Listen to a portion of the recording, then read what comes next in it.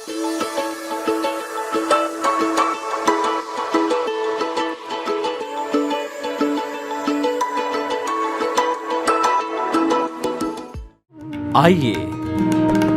सुनिए, देखिए, समझिए सनातन सत्य। जैसी दृष्टि वैसी सृष्टि, दृष्टि विज्ञान। कुदरत, कुदरती रचना एवं कुदरत के कानून से शाश्वत सुख की प्राप्ति। जोधपुर के परम पूज्य महात्मा उपासक प्रोफेसर डॉक्टर सोहन राज तातेड़ के निर्देशन में सनातन सत्य। जैसी दृष्टि वैसी सृष्टि, दृष्टि विज्ञान।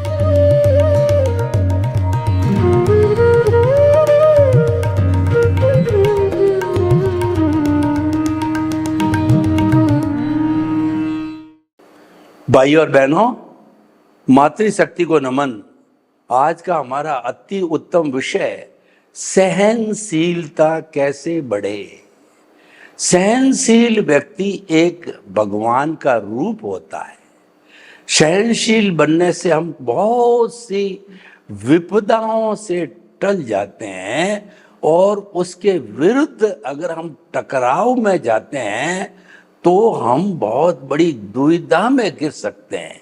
आज व्यक्ति व्यक्ति के बीच में, परिवारों के बीच में, समाज में, देश में, विश्व के अंदर जितने भी प्रॉब्लम्स खड़ी होती है उसकी गहराई में आप जाओ तो गहराई में कहीं न कहीं टकराव आएगा। टकराव का मतलब क्रिया की प्रतिक्रिया करना, और सहनशीलता का अर्थ होता है प्रतिक्रिया विरति। कोई व्यक्ति आपका सम्मान करे, अभिवादन करे या आपको गाली गलौज करे, आपने जो मुस्कुरा करके उसको टाल दिया, इसका मतलब आपने दोनों चीजों को एक्सेप्ट नहीं किया। तो एक्सेप्ट नहीं करने में दोनों चीजें रिटर्न हो जाएगी। आपकी चुप्पी कहिए, आपकी मुस्कान कहिए, वह तो ये शो करती है कि आपने उनकी बात को सुन लिया, पर वास्तव में आप स्वयं की तरफ से आपने उदासीन रहे, मध्यस्थ रहे, आपने लेट गो किया। ये लेट गो करना है, ये सहनशीलता है। और जवाब देना है, ये टकराव है। कॉमन व्यक्ति होता है वह टकराव में जाता है, प्रतिक्रिया में जाता है, असहनशीलता के अंदर जाता है। तो वो क्या करता है कि एक गाली दी तो वह 2 जड़ देता है, 4 जड़ देता है और कहता है कि मैं कौन सा कम हूं। नेले पे देला मारता है, ईंट का जवाब पत्थर से देता है, टिट फॉर टैट करता है और वह अपना बदला ले लेता है। तो बदला लेना असहनशीलता है। और टॉलरेट करना, उपेक्षा कर लेना, मध्यस्थ भावों में रहना, ये सहनशीलता है। आज न्यूक्लियर फैमिलीज क्यों हो रही है, उसका सबसे बड़ा कारण है, और भी बहुत से कारण है, पर मुख्य कारण है असहनशीलता। आजकल भाई भाई को सहन नहीं करता और बाप बेटे को सहन नहीं करता, बेटा बाप को सहन नहीं किया, इसीलिए रिश्तों की धज्जियां उड़ रही है। इस कारण फैमिली न्यूक्लियर होती जा रही है और उसके अंदर हस्बैंड वाइफ, और आजकल तो हम 2 हमारे एक पे लोग आ गया, 3 मेंबर की फैमिली बनने लग गई। यहाँ तक कि वो माता पिता को भी साथ में रखना पसंद नहीं करते हैं, क्योंकि उनको स्वतंत्रता चाहिए, फ्रीडम चाहिए उनको, हंसी मजाक की और रहन सहन की, कपड़े की, लत्ते की, खान पान, घूमने की, सब में फ्रीडम चाहिए। कोई टोकने वाला नहीं रहना चाहिए, कोई अंगुली निर्देश करने वाला नहीं होना चाहिए। तो वो जो होता है वो सारा जो है असहनशीलता बढ़ने के कारण होता है भाई और बहनों। तो इस तरीके से समस्त दुखों की जननी है असहनशीलता, और समस्त सुखों की जननी है वो सहनशीलता। उसको कहते हैं कष्ट सहिष्णुता। जो हमारे साधु सन्यासी होते हैं उनको सन्यास लेते ही पाठ पढ़ाया जाता है कि सहनशील बनो, एडजस्ट एवरीवेयर। आप ज्यादा से ज्यादा संभाव रखो। सन्यासी को 3 बातों की ट्रेनिंग उसके गुरु के द्वारा दी जाती है। पहला सम। सम का अर्थ होता है समता भाव। आपकी प्रशंसा, निंदा, लाभ, हानि, सुख दुख, सम्मान, तिरस्कार, कोई भी स्थिति हो उसको सहन करो, उसमें एक से रहो, उसमें समभावों में रहो। ये समभाव कहलाता है। दूसरा शम की संस्कृति। श मतलब शंकर वाला। आपके भीतर बड़े बड़े नाग फुफकार रहे हैं, क्रोध मान माया लोभ। क्रोधी व्यक्ति जो है इतना भयंकर क्रोधी हो जाता है कि वो सुबह ही सुबह जो है बिना मुंह धोए पेस्ट किए किसी को काटे तो उसको सांप की तरह जहर भी चढ़ जाता है। ऐसे काफी उदाहरण मिले हैं। इसका कारण ये है कि वह व्यक्ति सहनशील नहीं है, वह व्यक्ति शमन नहीं कर रहा है। किसका समन नहीं कर रहा है? 4 बड़े बड़े नागों की मैं बात करता हूँ। क्रोध एक दावा नल है और अहंकार जो है एक कहना चाहिए बहुत बड़ी अग्नि है, और माया जो है छल कपट है, और लोभ है वो लोभी के लिए तो यहाँ तक कहा गया है कि विषयी नर की लालसा और पाम रोग की काज, लोभी की धन लालसा और तीनों बेअंदाज। यानी जो लोभी होते हैं वो हवस के वशीभूत होके, लोभ के वशीभूत होकर के, और वो इकट्ठा करते रहते हैं, चाहे उनको जरूरत हो या ना हो, वो परिग्रही बन जाते हैं। तो ये लोभ का जो है लक्षण होता है कि वो अनावश्यक चीजों को इकट्ठा करता है। तो भाई और बहनों, हम आपको बताना चाहते हैं कि सहनशीलता के बहुत ही अवगुण है सहनशीलता, और इसके बहुत बड़े नुकसान हैं। तो हम क्या करें? ये जो असहनशीलता के नुकसान है, तो हम सहनशीलता को बढ़ावें। सहनशीलता को बढ़ाने के लिए कुछ उपायों पर मैं आपको ध्यान दिलाना चाहूँगा कि सबसे बड़ी बात है कि आपका पहला नंबर, आपका जो श्वास है आपका जीवन भर का साथी है। इसीलिए कहा गया है कि जब तक सांसा तब तक आशा। जब व्यक्ति की सांस चलती रहती है उसको आशा रहती है, डॉक्टर को आशा रहती है कि ये व्यक्ति जी रहा है। कोमा में भी सांस चलती है तो मानते हैं कि जिंदा है, और लकवा मार जाता, बोल भी नहीं सकता, तो हम कहते हैं कि वो जिंदा है क्योंकि श्वास चल रही है।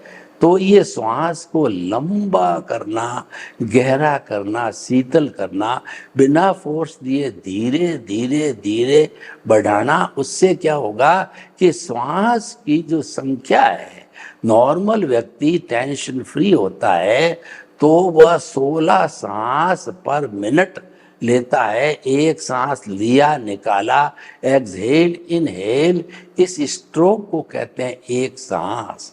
16 सांस लेने वाला व्यक्ति सेफर साइड में होता है, आनंद की स्थिति में होता है। लेकिन वह अभ्यास करते करते उस संख्या को 16 को घटा के 14, 12, 10, 8 तक भी ले आता है।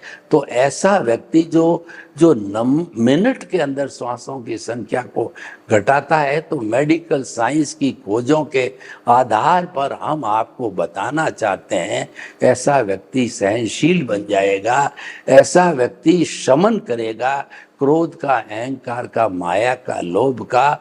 और ऐसा व्यक्ति जो है भगवान बनने की प्रक्रिया में लग रहा है, उससे कोई बुराई उससे नहीं होगी, क्योंकि वह व्यक्ति सहनशील रहेगा, हर बात को टॉलरेट करेगा।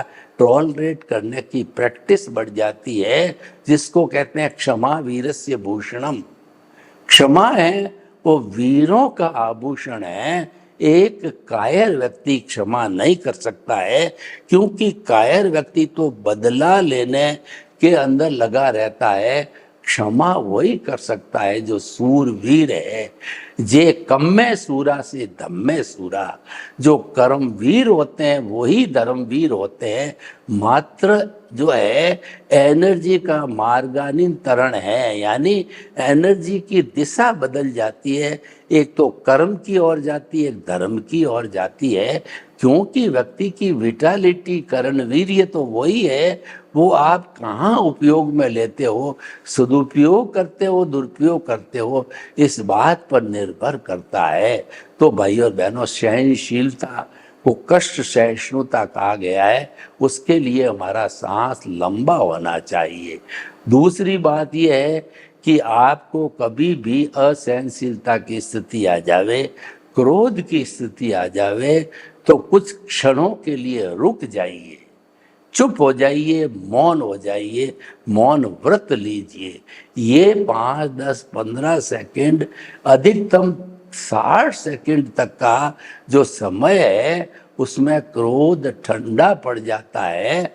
और अगर उस वक्त जो है आपने ठंडक नहीं दिखाई, चुप नहीं रहे, तो वो क्रोध दावा नल बन करके भस्मीभूत कर देता है। लड़ाई झगड़ा टंटा, और लोग तो मर्डर तक कर डालते हैं, लोग अपराध करने लग जाते हैं जब चरम सीमा पर क्रोध अहंकार माया लोभ चलता है। तो भाई और बहनों, जो हमने दूसरा तरीका आपको बताया कि सहनशीलता बढ़ाने के लिए जो ही क्रिया होती है, आप कुछ क्षणों के लिए, कुछ सेकंड के लिए चुप हो जाइए, मौन ले लीजिए, तो वह सिलसिला आगे बढ़ेगा नहीं। तीसरी बात यह है, कई बार कहते हैं हम तो मौन नहीं ले सकते, चुप नहीं रह सकते, तो ऐसे व्यक्ति को जो ही कोई सामने गाली गलौज प्रशंसा या कोई भी अवसर आया, आपको बुरा समय आया आपके सामने, तो थोड़ा सा मुंह के अंदर पानी को डाल करके और रिटेन कर लीजिए। पानी डालने से सिर अपने मुंह के अंदर आप बोल नहीं पाओगे, बोल नहीं के पाने का मतलब आप मौन रह जाओगे। और अगर आप 1 मिनट भी मौन रह गए तो सामने वाले का पारा ठंडा हो जाएगा। ये हमारा जो असहनशीलता का पारा कहिए, क्रोध का पारा कहिए, ये लंबे समय तक नहीं रहता है, ये उसका ठंडा भी जल्दी होता है। तो भाई और बहनों, हमें सहनशीलता को बढ़ाने के लिए मौन रहना चाहिए, पानी पी लेना चाहिए और थोड़ी देर इंतज़ार करना चाहिए। और हम ये भी नहीं कर पाते तो देख लिया कि सामने वाले से, पत्नी से झगड़ा होने वाला है, भाई से झगड़ा होने वाला आसार नज़र आ रहे हैं, तो आप दूसरे स्थान पे चले जाइए। वो स्थान छोड़ करके आप ऊपर के कमरे में चले जाइए, जहाँ के पर भी आपको क्रिया प्रतिक्रिया के शब्द सुनाई नहीं दे। तो आपने स्थान छोड़ दिया तो भी टकराव टल गया, सावधानी हटी, दुर्घटना घटी। लेकिन हमने सावधानी से काम लिया, ऊपर चले गए तो दुर्घटना टल गई, क्योंकि हमने जो है वो सावधानी को हटने नहीं दिया। तो भाई और बहनों, हम आपको बताना चाहते हैं आज के विषय के अनुरूप सहनशीलता को कैसे बढ़ावें। सहनशीलता को बढ़ाने के लिए व्यक्ति को जो है निरंतर अभ्यास करते रहना चाहिए। 4-5 टिप्स तो जो है मैंने आपको बताए, उसके बाद भी जो है सहनशीलता को बढ़ाने के लिए और भी उपयोग किए जा सकते हैं कि हमारे शरीर में कमजोरी नहीं होनी चाहिए। जो वीक बॉडी होती है वो सहन नहीं कर सकती है, और जो सॉलिड बॉडी होती है, क्योंकि हमने अभी आपको कहा जो कम्मे सूरा ते धम्मे सूरा, जो कर्मशील होते हैं, शरीर से ब्लिस्ट होते हैं, वही धर्म ध्यान कर सकते हैं। तो उसी तरीके से सहनशीलता रखने के लिए भी शरीर जो है वह हमारा सहनशील होना चाहिए, शरीर भी मजबूत होना चाहिए। तो शरीर की मजबूती को हमें देखना चाहिए। कमज़ोर व्यक्ति जो है बहुत ज़्यादा जो है असहनशीलता होता है। और देखिए कि हमारा जो ये शरीर है, ज्यों ज्यों उम्र बढ़ती जाती है त्यों कि वो मसल्स कड़े पड़ जाते हैं, उन मसल्स में इलास्टिसिटी की कमजोरी आ जाती है और कड़े पन्ने के कारण जो है नकारात्मक भाव आते हैं। तो इसीलिए जो व्यक्ति सहनशील नहीं होते हैं वो नकारात्मकवादी होते हैं, वो लड़ाई झगड़ा करने में भी नहीं हिचकिचाते हैं। तो ऐसी स्थिति होती है कि असहनशीलता होने की, पैदा होने की स्थिति होती है।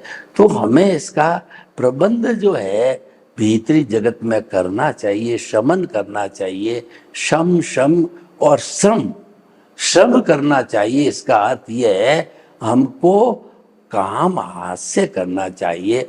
आसन प्राणायाम भी श्रम की श्रेणी में आते हैं। यानी जब हम आसन करेंगे ऐसी स्थिति में तो हमारे शरीर की अकड़न जकड़न और जो है वो नरम पड़ जाएगी। मसल्स जो हार्ड है उसमें डक्टिलिटी आ जाएगी, उसके अंदर नम्रता आ जाएगी, वो आराम से जो है वो मुड़ सकते हैं, कर सकते हैं। तो जब व्यक्ति के मसल्स जो है वो हार्ड पड़ जाते हैं तब व्यक्ति चिड़चिड़ा हो जाता है और व्यक्ति जो है गलत बातें करने लग जाता है। तो ऐसी स्थिति के अंदर हमारे को जो है वो पूरा ध्यान करके और सहनशील होने की कोशिश करनी चाहिए। तो भाई और बहनों, यह भी एक सहनशीलता का सूत्र है जो हमने अभी आपको दिया है। अब थोड़ा सहनशीलता को कैसे बढ़ाएं, उसके लिए हम आसन प्राणायाम के सिवाय मेडिटेशन करना सीखें।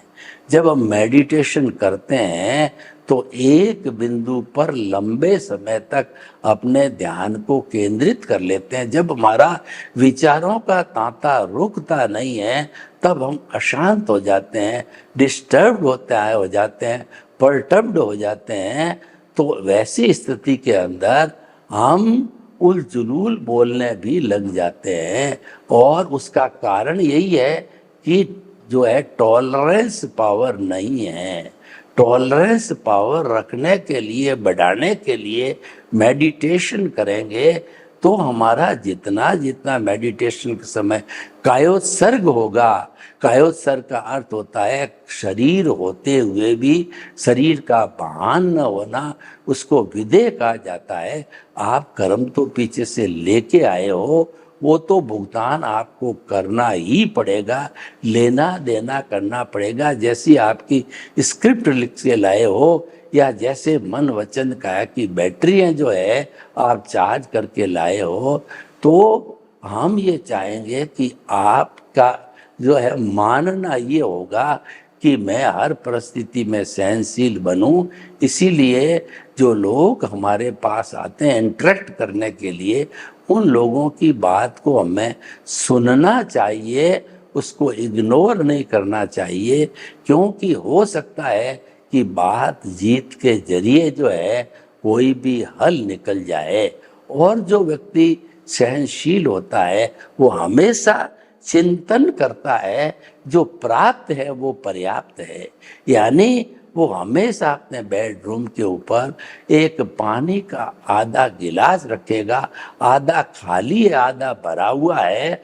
तो हमको खाली नहीं देखना है, हमको तो भरा हुआ देखना है। इसका अर्थ ये हुआ हमने भरा हुआ का देखा, यानी प्राप्त है वो पर्याप्त है। आप जो है पाने के लिए दुखी मत हो, आप आर्त ध्यान मत करो। आप तो जो प्राप्त है उसी में संतुष्ट रहो।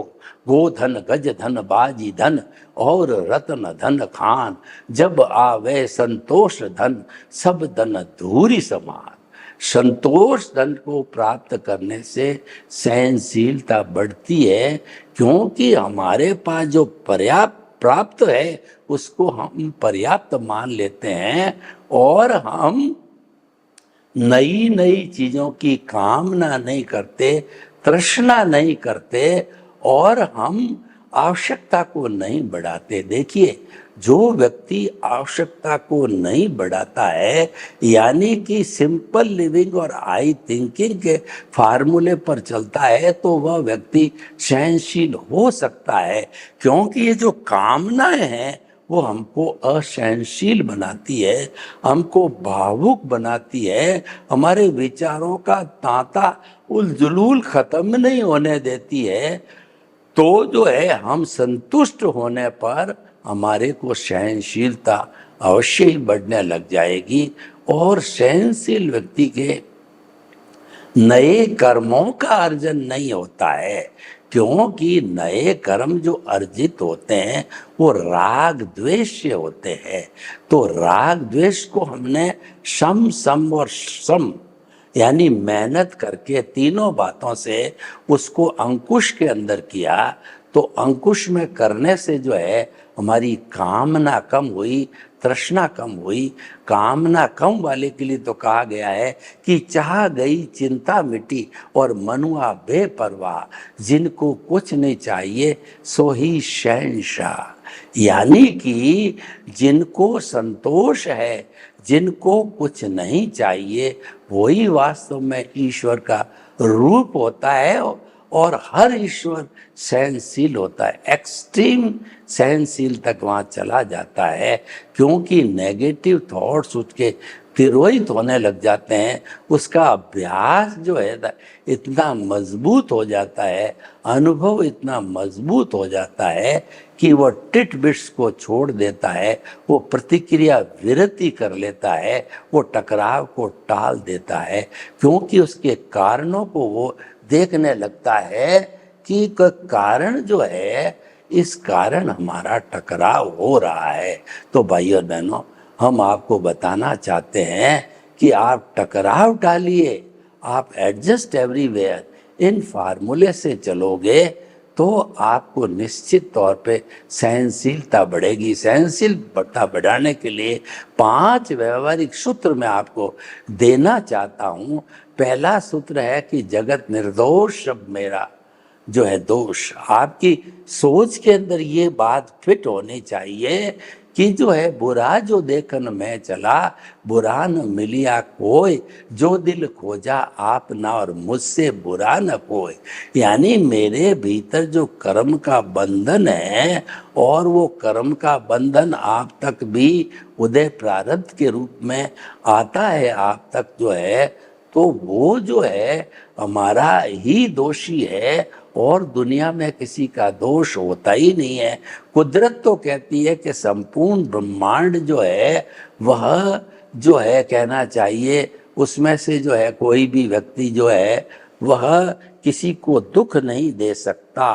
किसी व्यक्ति की ताकत नहीं है कि आपका हिसाब बाकी न हो और आपके संपर्क में आ जावे, आपसे बातचीत करे, या आपसे ज्ञान प्राप्त कर सके, धन प्राप्त कर सकते। वो नहीं कर सकता, क्योंकि स्वतंत्र सत्ता किसी भी प्राणी की नहीं है, केवल कुदरत है। वो भी उदय और प्रारब्ध के अधीन, कहिए प्रारब्ध के अधीन जो है उस व्यक्ति को भेजती है निमित्त बना करके। ऐसा व्यक्ति जो निमित्त बन के आता है, हमें उसके प्रति कृतज्ञता ज्ञापित करनी चाहिए कि आप पधारे हो तो मेरा कर्म क्षय होगा, और कर्म जब क्षय होगा तो धीरे धीरे मैं शाश्वत सुख की ओर बढ़ूंगा। आपके प्रति कृतज्ञता है कि आप मुझे एनओसी दे रहे हो, और ऐसी एनओसी जो है वो समस्त जीव देंगे, तभी हम सिद्ध बुद्ध और मुक्त बन सकते हैं। क्योंकि व्यवहार शुद्धि बिना निश्चय शुद्धि नहीं है, और निश्चय शुद्धि है व्यवहार शुद्धि के अंदर आने वाले कष्टों को जो है हमें इकट्ठा करके और निश्चय शुद्धि के अंदर उसको समाप्त करना होता है। तो भाई और बहनों, हमने आपको बताया कि सहनशीलता का कारण है कि जो है जगत निर्दोष सब मेरा दोष। दूसरा है कि टकराव टालिए। जितने जितने लड़ाई झगड़े टंटे होते हैं वो सब टकराव के कारण होता है, और टकराव होने का कारण है असहनशीलता। जो व्यक्ति शॉर्ट टेम्परामेंट होते हैं वो नेगेटिव थिंकिंग वाले होते हैं और वो उनको कुछ कहा जाए तो बात का बतंगड़ बना देते हैं, ऐसी बात बता देते हैं, आपको दोषी करार कर देते हैं, जबकि जो है आपके कर्मों के भीतर आपका दोष होता ही नहीं है। दोष तो जो है सब अपना अपना होता है, दूसरे का नहीं होता है। तो इस तरीके से इन सूत्रों का हम पालन करें तो हमारा जीवन सहनशील होकर के और हम सिद्ध बुद्ध और मुक्त बन सकते हैं। सर्वे भवन्तु सुखिनः, सर्वे सन्तु निरामयाः। लोग के जीवों को सुख मिले, शांति मिले, आनंद मिले, प्रेम मिले, सौहार्द मिले और हम सभी जो है अपना अच्छा चिंतन करके सहनशीलता को बढ़ावें। आपके प्रति मंगल भावना।